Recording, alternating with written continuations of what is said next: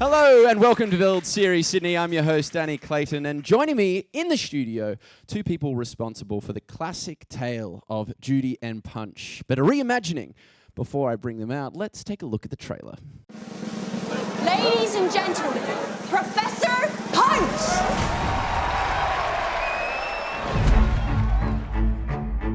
I'm an artist. The greatest puppeteer of his generation. It seems some folk are getting squeamish around here. Stop stoning women!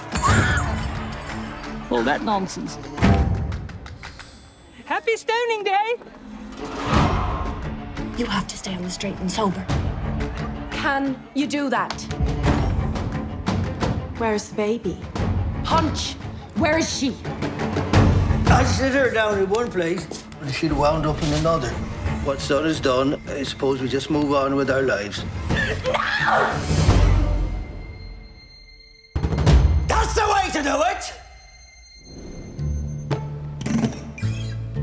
I've come to report a crime. Right, excellent. My dear wife and tiny baby are missing. Do you remember what happened to you? That's the way to do it!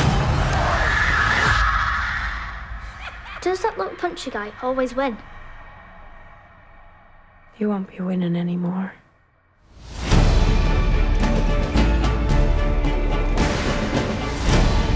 The greatest show is what the critics say.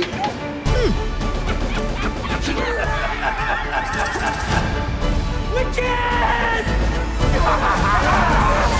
That's the way, that's the way, that's the way to do it!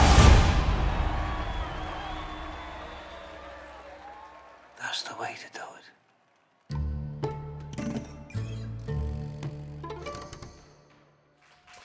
Woo! Gives me shivers. Please make them feel welcome. The marvellous Mirrah and the dastardly Damon. How are you guys doing? Very well, thanks. Very well. Thanks for having us. Gosh, that does give me a little bit of a buzz. Congratulations, already nominated for 9 filmmaking awards. Best Screenplay, Best Director, Best Lead Male.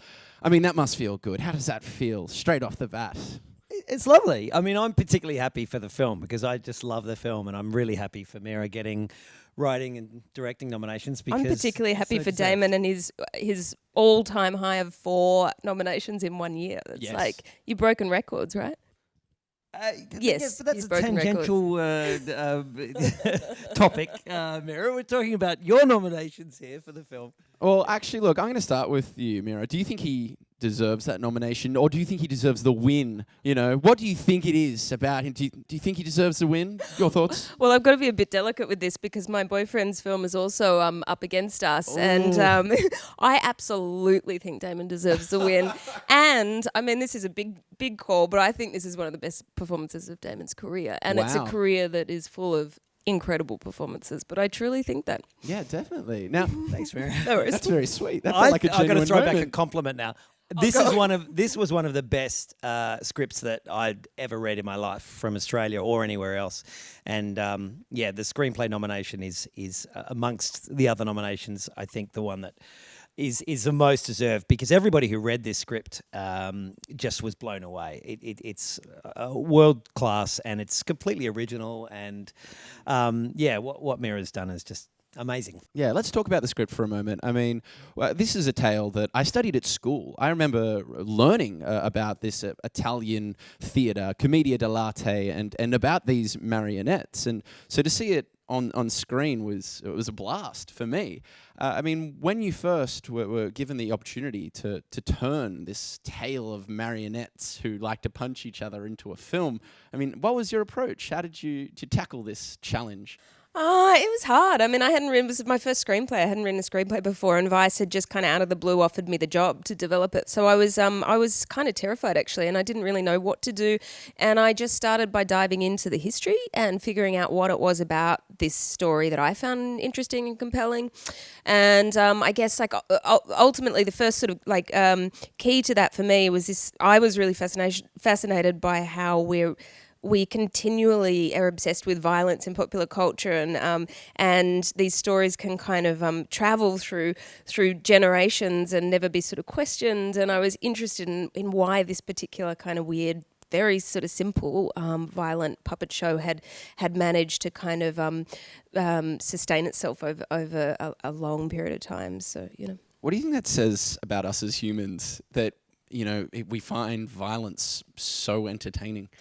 Yeah, I mean, I don't know. I guess violence is inherently dramatic, and drama is what draws us into stories. I don't know, but it's certainly something that I think is a pretty solid through line throughout, the history of humans, really, and certainly in entertainment. So, Yeah. Now, this is something I did study at school. What about you? Did you have any previous knowledge about Judy and Punch? Yeah, well, yeah. Mirrah's kind of flipped the title, but traditionally known as the Punch and Judy show. It was certainly something I'd seen as a kid. I think local kind of puppet shows had done Punch and Judy shows, and so I knew a little bit about it. I didn't know a lot. But there's plenty available online to look up and read about, it's a fascinating, bizarre, piece of entertainment that there's this husband and wife with all this kind of these beatings, and there's a crocodile and a policeman and a dog and sausages and all the stuff that exists in the traditional puppet show. Mirrah has very cleverly incorporated into the script of the film. Because I don't know if we explained this properly or not, but the film is basically, it's taking that puppet show and it's essentially creating an invented history of those two puppets, and it's as if Punch and Judy were a real couple in history, but also puppeteers who invented the Punch and Judy puppet show. So it's very meta. Yeah. At one point my head did feel like it was exploding. Metaphors and then like literal interpretations are colliding. And one thing that I noticed is that you do put Judy and Punch. So it's almost like Judy is the headline act, and Punch, which we discover in the film, is actually the lesser puppeteer. So this seems to be like a very kind of poignant feature of this film, because it turns out that men are the worst. No, they're not. It's not always. It seems like it takes a long time for a gentleman to appear. Was it fun making a film full of douche canoes? Douche canoes. Well, I like to think that actually everyone in the film, including Punch, who does indeed do some pretty horrific, wicked things, but I think that's why Damon's performance is so incredible, actually, because I think, Damon, you bring a certain sort of nuance and empathy to really unlikable characters, and that's what I really wanted in Punch, because, yes, the film touches on gender issues, but it touches on a lot of different issues, and I certainly didn't want to kind of make a film that was all about these kind of dark and evil men, although I wanted to tell a story from Judy's perspective. So I think there's a great deal of nuance in Damon's performance and in the role of Punch, where he's genuinely trying at times to do the right thing, but just kind of can't quite get there. So did that answer your question about douche canoes? Douche canoes. Yes. Right. Good. Are we allowed to use that now? Douche canoes. Yeah, douche canoes. Great. Is that your word, or is that a term that's I've just not heard? I think it's floating around the internet, but I'll take it. Yeah, right. Now, I did want to talk to you about your character, because as she said, there was an incredible amount of nuance in how you just feel uncomfortable around Punch pretty early on, even though he hasn't done anything wrong. How did you make Punch almost slightly unlikable without doing anything ostentatiously evil in those early first scenes? Again, all credit to Mirrah's script, really, and her direction. And look, all the aspects of the film, working with Mirrah Foulkes and the design, and all those things add up to what you're wearing. All those things add up to what you end up bringing to a character. But I think ultimately it comes down to the script.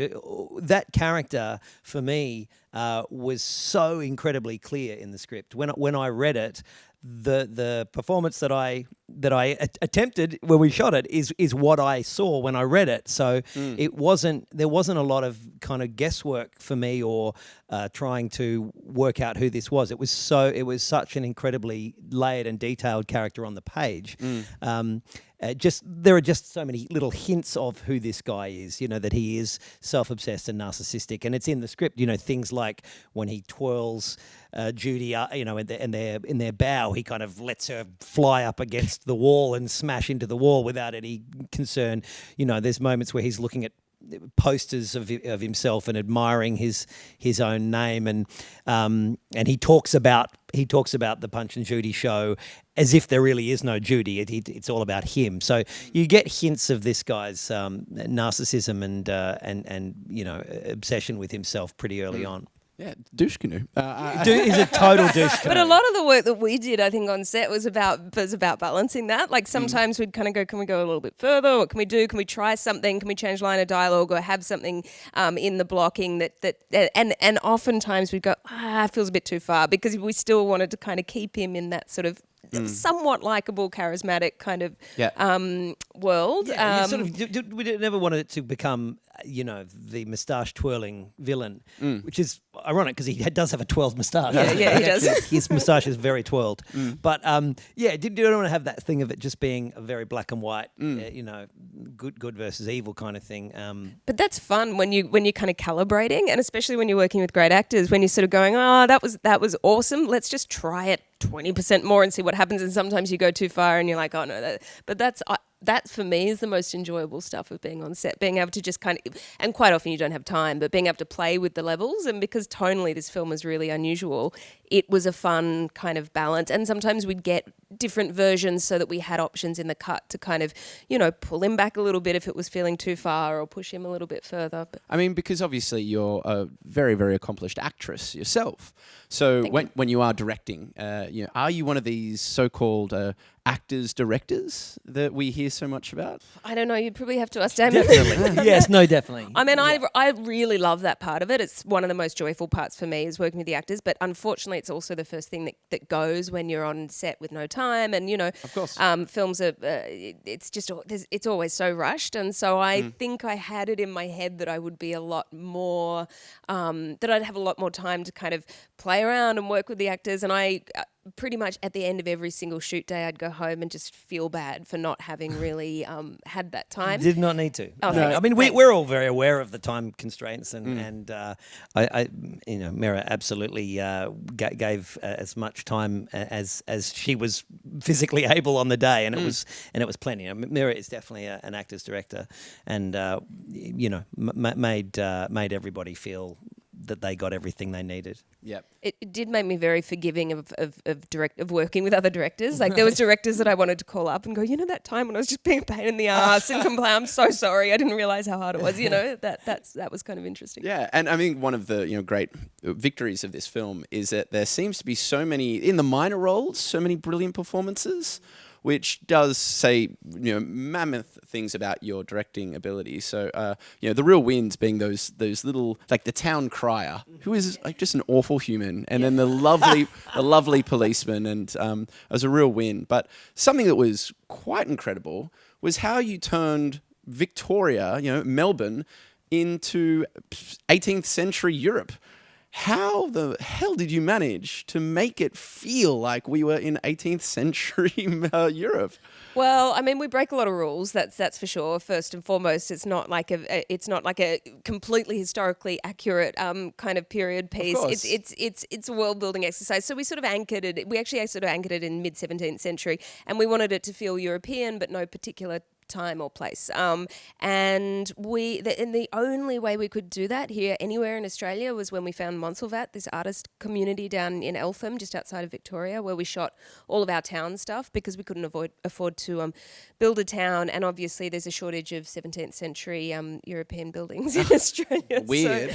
Weird. But we did a lot of work. I mean, there's a lot of stuff that you don't see. There's visual effects here and there of gum trees painted out, and this this and that. And then a great heads of department, amazing production design and costume design working to help facilitate that. Incredible cinematographer, Stefan Duccio, who made everything kind of look and feel right within the constraints of, we can only point the camera in that direction. And, that stuff is hard. It's a challenge that you sort of I didn't entirely expect, and you wish that you didn't have to spend your time on that. You wish that you kind of had this perfect world where you could point a camera anywhere and you didn't have to worry about how it was looking. But it ended up okay. I love the way it looks, and I was actually really grateful that we ended up making the film here because I got to work with all my mates. So. I have this really kind of vivid imagination. I could imagine someone shooing kangaroos out of the back of shot. Someone kicking koalas. Get out of here. We didn't have any kangaroos, but we had a lot of cockatoos. For sound is just a nightmare. Like it really, even when you're shooting something that's set in Australia, you can't, every time the cockatoos go off, you can't use that take because it ruins the entire dialogue track. So there was a lot of shooing away of cockatoos. There was occasionally I'd hear this kind of, this sort of bullet-like sound, and I'd look down the paddock and there'd be a sound guy with 2 blocks of wood just running after them, chasing them. Thank God, I thought someone was killing cockatoos. No cockatoos were harmed in the making of this movie. Okay. So, that's some of the challenges that comes from working in Australia. But what about some of the plus sides? What are some of the benefits of working at home? Cast. Get to cast. We are so lucky here. I don't know whether it's we've got great drama schools or there's just a good kind of culture of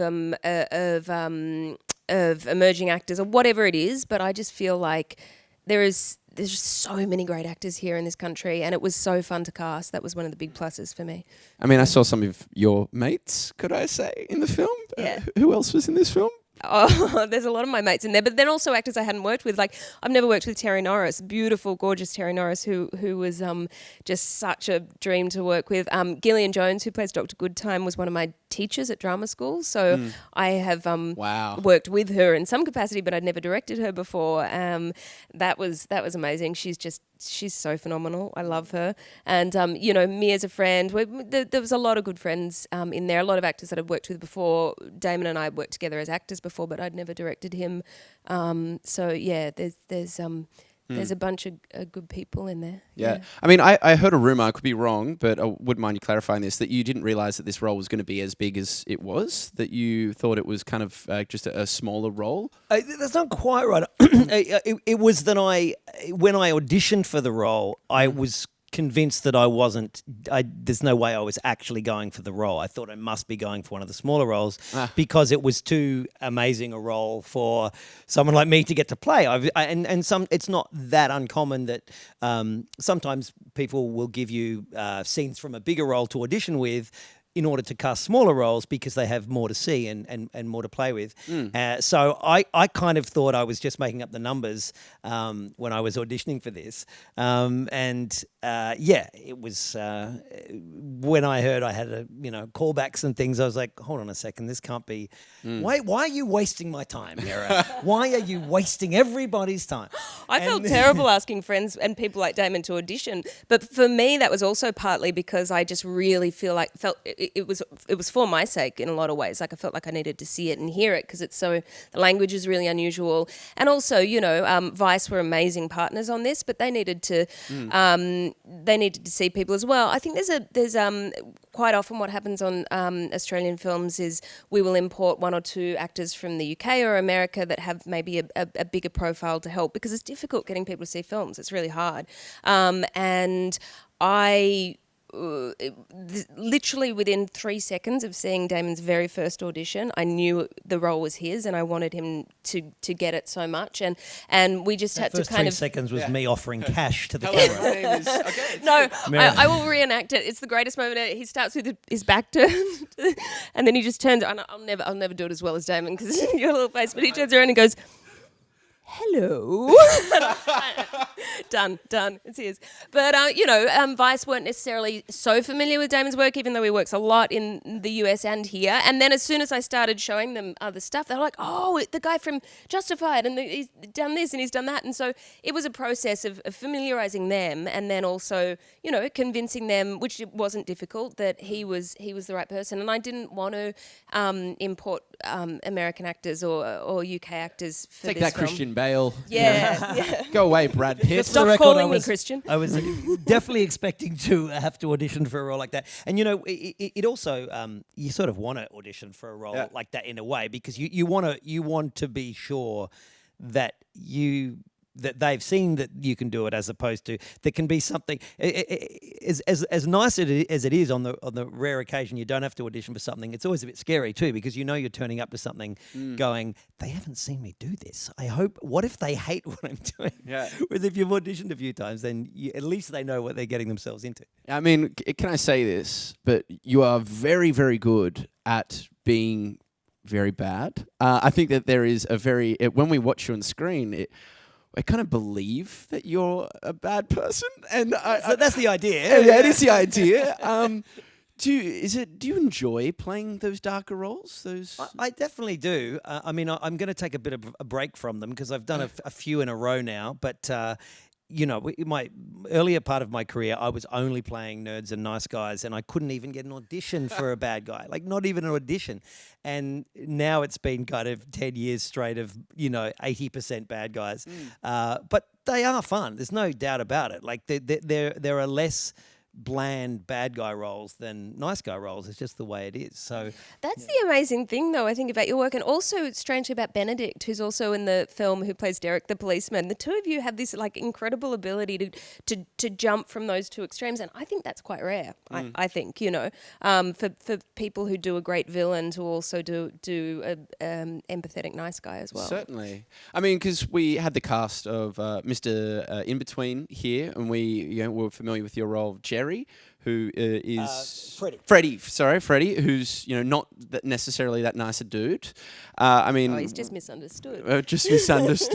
And of course, we've seen your work in Once Upon a Time in Hollywood, where you play the worst man of all men, Charles Manson. So, what's it like? Do you ever take parts of some roles and kind of place them in other roles? So a little bit of one bad man and then put them in another bad man? Does it work like that?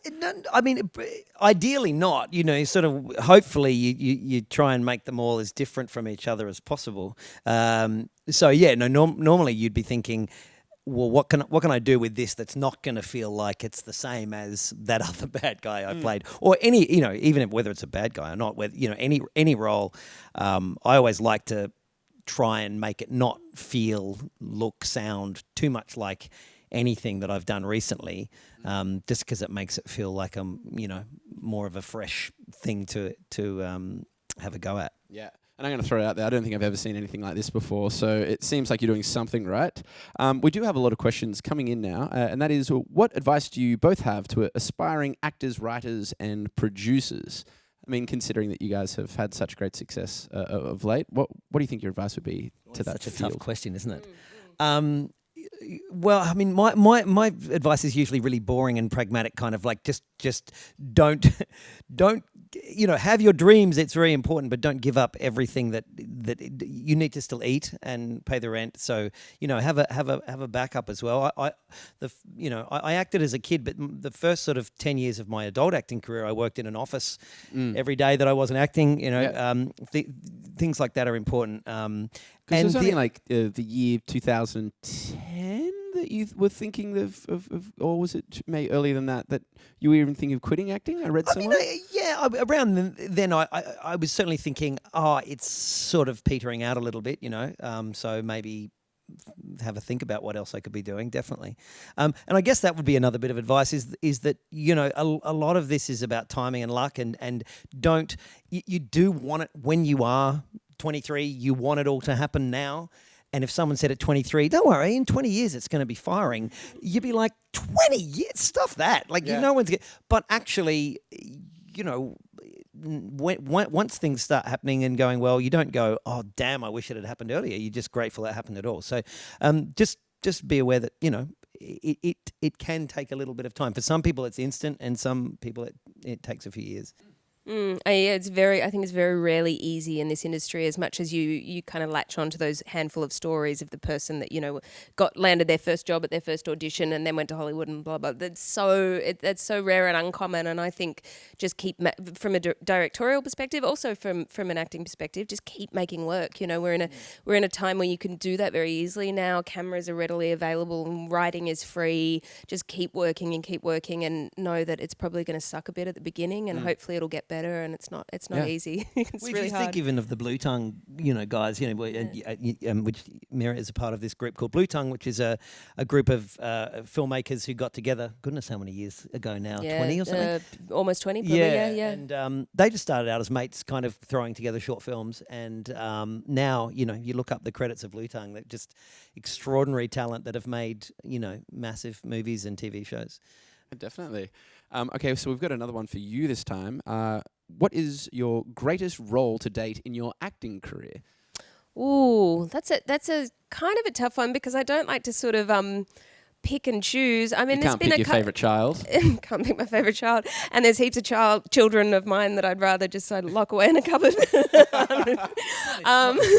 Let's not take that out of context, everybody. Let's not put that on the internet. There's a couple of particularly special ones. My boyfriend's film Animal Kingdom, which was his first feature, was a great experience and really fun because I love him and I'm very proud of him and I loved that movie. It was great to be a part of that. But for me, probably one of the most joyful acting experiences of my life was ironically one of the most kind of harrowing roles, which was on the first season of Top of the Lake, and that was largely to do with working with Jane Campion, who's just such a legend and creates a really beautiful set, and you just feel like you're doing something special, but she also keeps it very real. She's got this kind of great balance between, we're not curing cancer, but we are doing something very important. So, have fun, but take it very seriously. And I learned a lot being on that set. It was a great job. Yeah, fantastic. Now we have many questions, all based around the same kind of thing coming in for you, Damon, and that is what was it like working on Mindhunter? What was it like getting into character? What research did you do? Tell us a little bit about becoming Charles Manson. It was an experience, that's for sure. I bizarrely played Charles Manson twice last year. Once on Netflix series Mindhunter, and then briefly in Once Upon a Time in Hollywood. Mindhunter thankfully came about 6 months before it shot.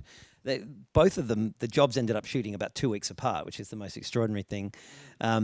But I'd had about 6 months to work on the Mindhunter scene, which is a pretty chunky 10-page scene. So I just did a deep dive into Charles Manson, really. I watched every clip I could find. Thankfully, there's a lot of stuff you can find on him. Lots of jail interviews. You listened to his music? I did. Oh, wow. Yeah. Here we go. Yeah. Helter Skelter? Yeah. Read Helter Skelter and read a number of books and podcasts. And just, if you're playing someone who existed, you want to try and capture them as best as possible. But if they're someone who's really well known like him, and there's a lot of footage of him around. People know what he looks like and how he moves and how he talks and what his vibe is. There's so much you need to do. You have to do that little bit extra homework to kind of to try and get into that, get into his head, because it's. You could so easily get it wrong. You know? So, I mean, also, it seemed as if, correct me if I'm wrong, but it almost seemed like you were playing two different Mansons. Like you were playing a younger Manson in the Tarantino film, and then the slightly older. Yeah, no, that's absolutely right. But even his mannerisms and the way he moves. Yeah, which was a nice little discovery that when because they are set 10 years apart. The movie is 1969 and the interview is 1980, and what I discovered going back and looking at and listening to him in 1969, which is what I did second. I did the later stuff first. Was that he had more of a buoyant, kind of joyful, court jester, playful quality to him. His voice was lighter. He kind of giggled a lot. In his jail stuff, he's generally pretty kind of crazy and angry. and which is, I guess, because he's in jail and he doesn't want to be there. So it was nice to actually find, apart from the visual difference, because they in Mindhunter they did some crazy prosthetic makeup, but it was nice to sort of find something to do with it that was a bit different as well to differentiate it. Yeah, that is also all very, very disturbing to hear that he was jester-like. But it's funny because when we watch big international films, sometimes when we see recognisable faces, we're like, "Oh yeah, it's our bloke, it's our Aussie mate." Do you feel like good representing Australia and these kind of big, huge films? Yeah, I mean, I think Mirrah's also worked overseas, and her boyfriend David, and it's really lovely to feel when stuff's happening overseas to kind of feel like, oh yeah, kind of just sort of grew up in Australia and here we are. It is a really nice feeling. You kind of can't work out quite how it happened half the time, but we spend a bit of time in LA. Damon and David and myself kind of go back and forth a fair bit, and it's probably a similar split. So it's not. We've actually. I mean, it's sort of a bit of a cliche, but I feel like I'm really quite attached to my Australian kind of community over there, and I think it's partly that. There's this sort of grounded, like you're able to just come straight back in on a certain level, because LA is a weird place. I mean, it's crazy, it's weird, it's great, it's awful, it's so many things, but it is really full of Hollywood, and it's taken up by the industry. So you do have those bizarre experiences where you go out to dinner and whoever's sitting behind you, and it's nice to just to be able to kind of reconnect with your Aussie friends, especially the ones that are genuinely like, how crazy and cool is this? Like, I think it's nice to not forget that it's actually, it's cool, it's fun, it's weird, but not fun. Not to forget having just a proper coffee is also nice. Yeah. So I'm going to read this one out just word for word. This is from someone called Brendan, and he says, this is so refreshing watching a woman talking about her directing. More of this, please. Mirrah, what's next for you? Please get cracking. I'm trying, Brendan. I'm doing my best. So are there any other directing things on the horizon that you're excited about? Yeah, there are a few. I write as well, and that's sort of a slower process than anything for me. It takes a while, but I've got another film that I wrote actually while I was waiting to get this one up.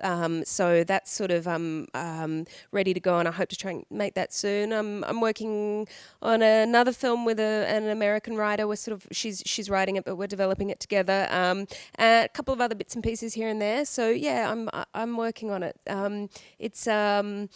It's sometimes it takes longer than you think and hope, and then sometimes it kind of happens really quickly. So we'll see whatever the universe holds. So I mean, it was interesting with Vice, approaching you and saying, "Can you tell this story?" Because it's such a bizarre story to be brought to life, and which is probably what makes it so unique.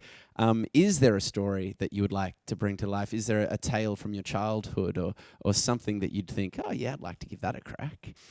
I think I kind of tend to personalise everything I do in some way, and there's probably a whole bunch of my own stuff and my family stuff, weirdly, in Judy and Punch. Oh my gosh.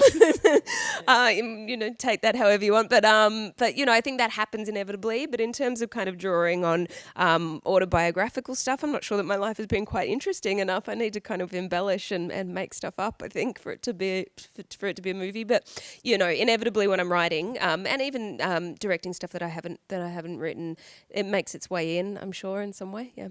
So it's really dangerous being your friend, just in case you steal bits of our lives. And oh, totally. Oh no. I thieve from everywhere. I'm constantly eavesdropping on, inserting things into scripts.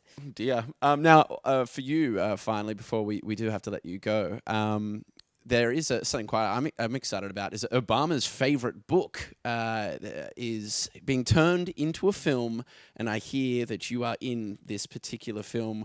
What can you tell us? Are we allowed to talk about it? A little, I think. I didn't even know what Underground you're talking Railroad. about. Is that? Yes. It's actually being turned into a miniseries for Amazon. Plan B thing with which Joel Edgerton is in, a fellow Aussie mate. It's directed by Barry Jenkins, who did Moonlight. Thanks. Thank you. Who did Moonlight and If Beale Street Could Talk? Extraordinary director. And it's an amazing script. I believe it's 10 parts. Miniseries based on this brilliant book about the kind of attempt by slaves to escape from the south to the north in the 1800s in America, and it's yeah. And I'm playing someone nice, so that's That's which in that exciting. story you could very easily not be. So it's. So final question, do you guys sleep? You ever get a chance just to not work, or is it just go, go, go? Is that it? I prioritize it. I have to. I'm the worst person on little sleep, I've discovered. It's like, yeah, I'm like an old nana. I need 9 hours a night. I'm a 9 as well. Are you 9 I'm as a well? 9 as well. Very Yeah, specifically yeah, 9. Yeah, which is, don't get it all the time, but no, I don't always get it, but that's my kind of Yeah. Otherwise, I'll just loads and loads of really good Australian coffee, I hope. Right. It helps. Exactly. It Well, helps. I'd just like to say thank you so much for joining us here in the Build Studio. Big round of applause. Pleasure. Thank you. Thanks, guys. Mirrah and Damon, Judy and Punch across cinemas on the 21st of November. Get there. This has been Build. Thanks.